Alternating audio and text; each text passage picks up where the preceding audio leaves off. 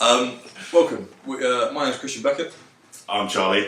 And this is the Honest Watch Podcast. I worked in the watch industry down in the south of England for about 3.5, 4 years. Met lots of wonderful people, did some fantastic things in my time, but left the industry about a year ago now to pursue other things. Now we work together. Yeah. And that's why we're sat here. So I met Charlie about 4 years ago. Probably. Yeah. You're a client of mine. Yeah, I never bought from you though. It's just ball tickling, that's what it was, yeah. You know what it was? I remember what it was as well. Sorry, I'm hijacking this bit. Go on. It was a bloody Oris Pro Pilot. It was the peach Titanic, one. yes. Yeah. I was so pumped when that came out and I was like, I gotta have a look. And yeah, you got that in for me to have a look. Needless to say, I didn't buy it. But I was so disappointed by that one. The dial was absolute dog. Yeah, honestly, the dial was awful. Anyway, carry on. Sorry. Yeah, well, that's me done pretty much. Oh, okay, fine. Yeah. Well, no, tell us about you've been into watches for way longer than that, though. Yeah, right. yeah. I mean, I'm 23 now. I got into watches when I was about 16. Oh, okay. I've got a weird story about that. I was on holiday in Scotland with my parents actually, and my dad, he's never been a watch guy, and never claims to be, but has a few watches. He's worn the same quartz Seiko. It was an Arctura. Anyway, he's worn that ever since I was born. Basically, I've never seen it I've never seen him without the watch. And we just wanted to know. Came back, and in the middle of Scotland, there was this hot tub at the back of our sort of chalet thing we were living in at the time. Yeah. And he was telling me how the watch was waterproof. Okay. And he was putting it underneath the. Yeah. And I was like, oh, that's really cool. And then he showed me the fact that it had loom. Yeah. And I'm a sucker for loom. I'm a massive loom sucker. Yeah. So lame. So from that point, I was like, oh my god, that's so cool. So you can wear it every day. It's reliable. It works. It works in the day, during the night. Yeah. And I don't know. From that point on, it kind of just drew me in. Interesting. And then about 6 months later, I watched a video of. Not Time. God, what's her name? Anyway, there's an Amiga versus Rolex, Mariner versus Seamaster. Classic, yeah. And I don't know, from that point on, became obsessed, and I started buying Orients and Seikos and Casios, and then I joined the watch industry. And I'm sure a lot of people know, if you work within the watch industry, you get a fat discount.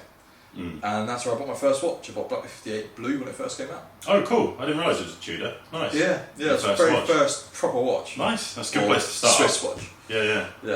How about you? How did you start? Mine's not even that interesting or romantic, unfortunately. I used to work a corporate job up in Manchester, and basically everyone had Rolexes, and I wanted a Rolex. I didn't have a particular interest in it at the time. I wanted a Rolex, and sure, I got one. My first watch was my first proper watch was a Rolex GMT. Again, crap with references, but the black ceramic previous GMT Master 2, which I still have in my collection, battered, absolutely battered, but it's still there, going strong. In fact, it's probably here somewhere. Probably in a drawer somewhere. But that's kind of the watch that got me into it, and I thought I wore that for years on its own, in the gym, at work, kayaking at my dad's, climbing, like all sorts of things. I wore that every single day. And then I got a call from the AD for something else, and then I was like, oh, wait a minute, you can have more than one watch. And that was the problem. You buy the second one and then you're effed, basically. That's it. Yeah, it was a deep dark hole that I ended up going into, and I've kind of done the full circle, because then it was a status thing, which is lame, but I have to admit it was a status thing. And then it went into being really interested in the movements, the history of the brands, the community and everything. And then I kind of got tired of that, and now I've come out the other end, and actually it's not, it's now about what the watch looks like, the design. That's what I'm interested in, like what looks good with what I'm wearing, and the design of the watch. So when I'm looking at new releases, for me, that's what drives me. Fine. Collection summary. We won't go over specifics. I mean, it's very much. You've got a few watches in your collection. So I had a few Rolexes, and then I had an Amiga Seamaster. Yeah, of course, yeah. And a 58 at some point, and then a few bits here and there, but nothing major. And yeah, I've actually flogged most of them now. Kind of just. I don't Flogged, know. not flipped. Can we clarify? Not flipped. Yeah, absolutely, yeah. Yeah. Way after the 3 year suggestion where it is. Yeah. So I don't know. I wanted an Explorer 1 for the longest time, and didn't really want to pay the money because it just to me the money was worth it, but it wasn't worth it. Right. And then a mate has been into ball watches for like 5-6 years, and he said, "Have a look at this." And I bought a GMT and did some other bits with ball, and then I found the 36mm Engineer 3, which is just basically, it's not an Explorer homage, but it's basically just a classic, Yeah, it's cool. classic, I guess, boring watch, and that's all I wear now, really. Is it? You don't put the Explorer 2 on at all? No. Yeah, actually, yeah, I've got an Explorer not 2 very Polo. often, though. You No, don't very often. it's I prefer a smaller watch. Yeah. It's big actually and now, the new it's one. a chunky 42. Yeah, true. Yeah. So, but I still like great watch. Fair play. Yeah, Nice summer watch. yeah definitely. Great Okay. summer watch. Yeah. Obviously, what was that? Collections. Yeah, that's what it was. Go on. Yeah. So I literally built my collection massively in COVID, as everyone did, and I ended up with like 25 odd watches. A mixture of like stuff from 500 quid, a couple of £100 that I would have bought on eBay because I was really interested in these vintage pieces. All the way up to, I don't know, Daytona, things like that. And then I guess I can condense them all because you can't bloody wear them all, can you? As much as I like to, you just can't. Funnily enough, I do now have that really, really lame wrist track app so that I can, don't. Look, it's fine. But yeah, I condensed my collection down to get a few like heavy hitters in the collection. So now I think I'm at a 10 watch collection. 10, yeah. None of which are kept on site, by the way. But I love all 10 of my watches now, and I would find it very, very hard to part with them. And yeah, pretty pleased with where it's at. I wear probably 4 or 5 of them on a consistent basis. If I was looking at my favourite watch in my collection, it would be a really hard fought battle between my I have a Platinum Dumont that's got stone dial, stone numerals in. Beautiful. Which in fact that's your favourite in my collection. That is yeah. Or the obvious, and again, sorry everyone, the Royal Oak 37mm baby blue dial. But it's a 30. Beauty. Yeah, but it's a 37. It's It's not the classic. not the hype. 41. Big boy. Yeah. And it suits you really well. 37. Yeah, it's I mean, I really wear that good quite a looking lot. watch. Yeah, cool.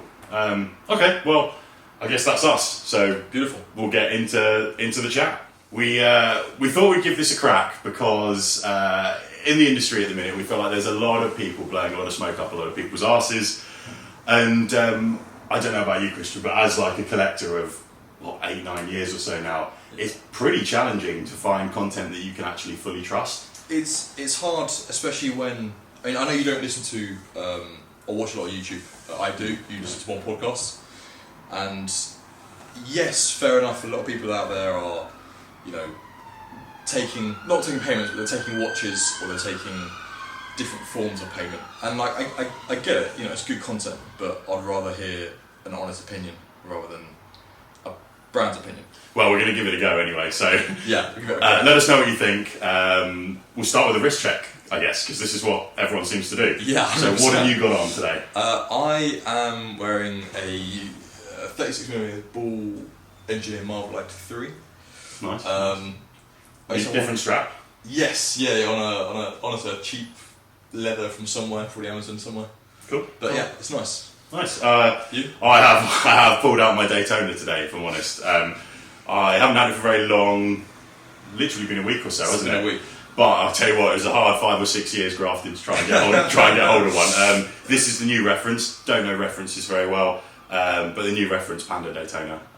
Loving it so far. But we'll move on to that Beautiful. later on in one of our topics. Cool. Speaking of, our first topic that we were going to give a go, based on the fact of honesty, is looking at overrated products and brands. Now, yes.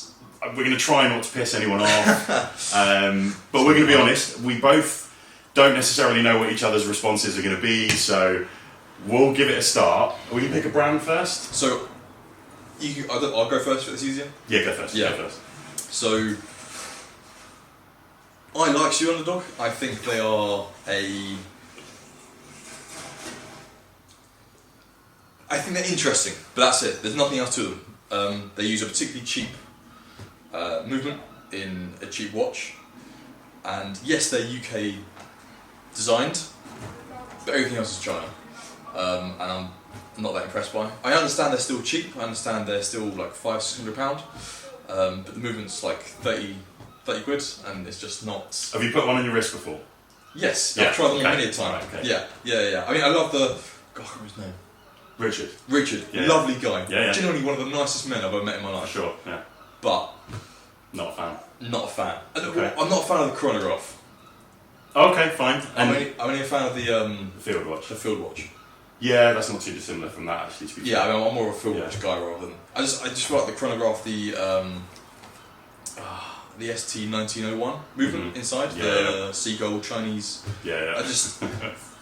What you're paying, what's the point? I mean, you can buy a 1963 like Chinese models you can get on AliExpress, use the same movement, and they are authentic in the sense that they're miniature watches made for World War II, for like £190.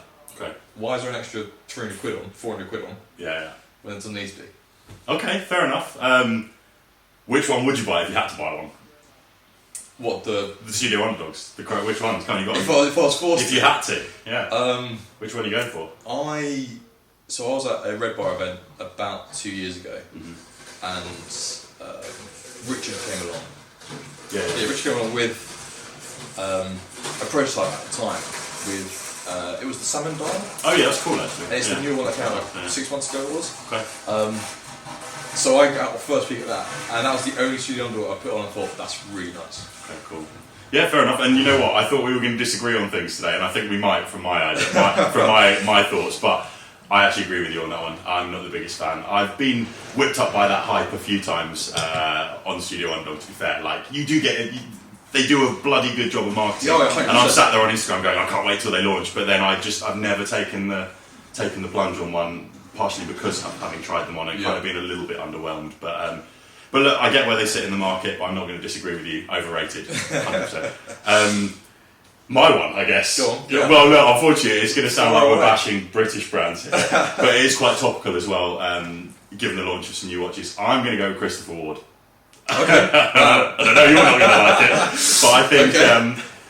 Okay. So reasoning here. Now, I'm going to caveat this with, they have done some very interesting things recently. Obviously, the Bel Canto is interesting. Obviously, the new model that they've just launched, the Loco, it's different, it's cool, like it's very on trend generally, and also it fits within what they're trying to do now, pushing this movement, innovation and stuff. But, and my big but is, 95% of their models are just derivative of other things. I'm not going to go as far as to say homages, but they're just derivative. Yeah, I completely agree. Oh, okay, all right, fine. I mean, I don't think the word. Well, I guess the word homage is right, because if you look at the C60 or C63, they are just Submariners or GMTs. Yeah, true. Yeah. I mean, there's not GMTs, Explorer 2s. I mean, yeah, absolutely. They're all very, very well built and they're great watches, but. I think it's a discussion on overrated. I mean, what's that's what I'm thinking. What I find funny is the fact that you like the innovative stuff, so the newer stuff, the sort of the 12 or the that was or the Bel Canto. That's stuff that I hate. Okay, yeah, because it's so. I really like the 12. I nearly bought the 12, but I think the 12 skeleton or the Bel Canto or the new Loco that came out last week, they're so overdone, and there's no. I don't see the point in that sort of thing from that sort of brand. Yeah, I get you. Okay. If they decide to do what Breitling are doing right now, where they're not lower brand, but they're standard brand of Breitling, and then they bought what was it, Universal Genève. Yeah. They bought Universal Genève for the higher end stuff. Yeah. If they made a separate brand and did that, 100%, I completely agree with them. Okay, But I see what you're saying. they're bundling everything together, and it's like. Yeah, you got watches for 500 quid and watches for £5,000. Yeah, they're not made out of gold. They're not made out of platinum. Yeah, they're just stainless steel models with everything in. Often. Yeah, with with modified sleeve movements, and I get it. They're interesting and cool, but it's just a function that is very pointless to me. Okay, no, well, I didn't think we'd agree on that one either, but just for the record, don't think they're a bad brand. I just think when on a discussion on overrated, especially being here in the British industry, there's a lot of hype around around Christopher Ward, and I personally don't feel it's justified. If a Swiss brand did some of those things, they'd get destroyed for it. Like if a Swiss brand came along and copied the Antarctique on like the 12 or something like that, they would get trashed for it. But because it's a British brand, everyone's like, oh, it's cool. That's not going to go down very well either. But yeah, it's, I just think we should hold, if they want to be viewed like Swiss brands, maybe they don't, I don't know, but if they do want to be viewed like Swiss brands, we should hold them to the same standards as Swiss brands. Obviously, we're not going to hold Christopher Ward to the same standard as Chapek, but there are other Swiss brands doing good things at that price point. Longines, true. We're running out of time. We'll move on. Cool. We'll move on. Right, I'll stop ragging on Christopher Ward. Fine. What are we doing now? We're doing a model. So, you're going to give me an overrated model. Mine was the. Oh, fine. You were going to really trash Studio Underdog. You've got to do yours. What's your Christopher Ward overrated model? I was going to do a different model. I was going to move away from the British, so not to do that. Okay, you do yours. And I'm gonna do another controversial one. Yeah. I think we're going to do Rolex. Not as a brand. We're going to do Rolex specific models. Okay. And my reasoning is. What's your overrated model? Just come out. Straight up. I'm going to say my Daytona. You know what? I love this watch. What's the point? It's good to tell the camera. What's the point? I love this watch, right? And actually, I haven't taken it off yet. Big up to my AD for sorting me out. Absolutely, I've waited for a long time. But the market price of this thing is so overinflated. I would, having now owned this for a week and, hearing a lot of things, I like to look into it after I own the watch rather than before, funnily enough. And would I pay anywhere near what the actual market price is for it? Straight up no. Like, what you can get for 20 to 25k, there's so much stuff. It's so much more. There's so much stuff. Pick yourself some fancy gold or something. You know what I mean? 100%. I could get myself a vintage Royal Oak in gold for that price. Or something like that. So, for me, I'm going to go as far as say a steel Daytona is overrated because of that price. Look, if you're lucky enough to be able to get one at I think it's like 13 grand odd now, 100% go for it, fantastic value. Like the other products that are 13k on the market, it whacks them out the water, like completely. I think it's fantastic, but at the inflated price, if you're buying it at that price, that's overrated. So yeah, sorry Rolex as well, not that you'll shit what I'm talking about. To be fair, I'm about to slate the other side. Omega. Oh, so okay. I used to own an Omega Seamaster, great watch, really used to love it. But I bought it like 5 years ago when they were I remember. When they were like $4.5 grand. Yeah. And $4.5 grand for that was a deal. Yeah. That I would have paid that every day, like easily. Okay. They're now like 6. I think I'm going to double check that. I do apologise. I'm pretty sure they're like Seamaster. I'm pretty sure they're like 6 too. I think they're five and change on rubber, and then it goes up to about 6 on the bracelet, I think. And it's just like, who's paying that much? I understand the Submariner is what 8.1 no date. Yeah, and that's a delusional price. I wouldn't pay that. No, I mean, even at retail, I wouldn't pay that. Okay. And I bought mine when it was 6.5. Yeah, you used to have one. Yeah. Don't have anymore. Screw that. No, but I just think Seamaster for the price, for what you're paying, I think there's such better watches out there for the same price, for cheaper now.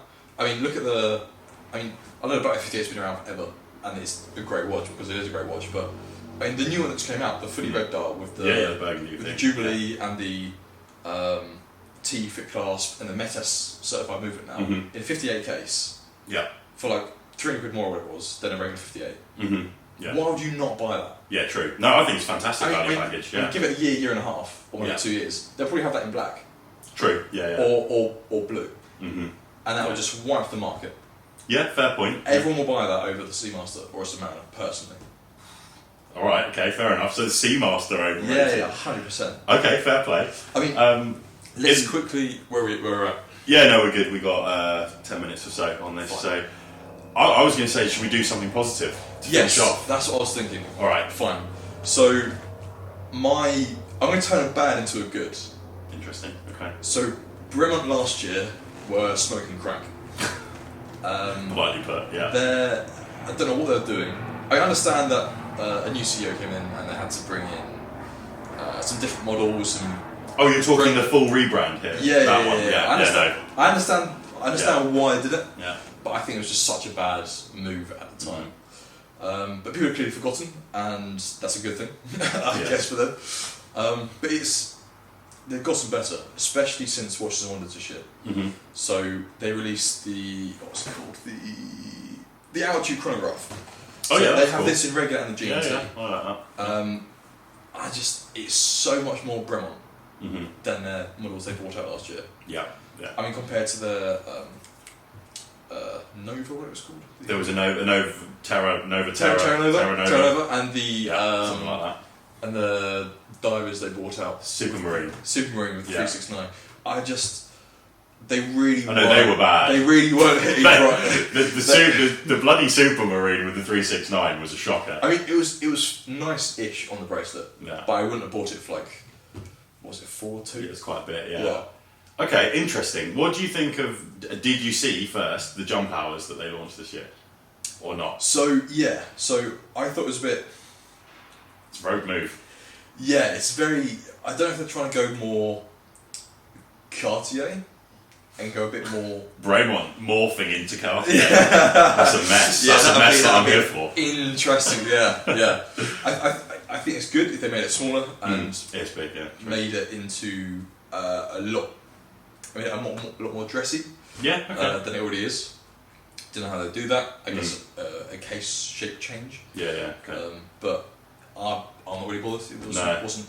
I thought the black one was cool. The black dial, the steel was nice. I mean, the gold was cool, but not for the money. Well, you didn't really spend. What was it? I can't even remember. It was massive and gold, and it was kind of cool. But again, as you said, though, bringing it onto Cartier, it's it's the same kind of thing, and it fits the Cartier brand, that kind of thing. Whereas it doesn't feel. I don't feel like it fits Bremont, but actually, you know what? Again, we're agreeing way too much on this one. Next time we won't agree. Yeah. I actually do kind of agree with you that Bremont have dragged it back this year.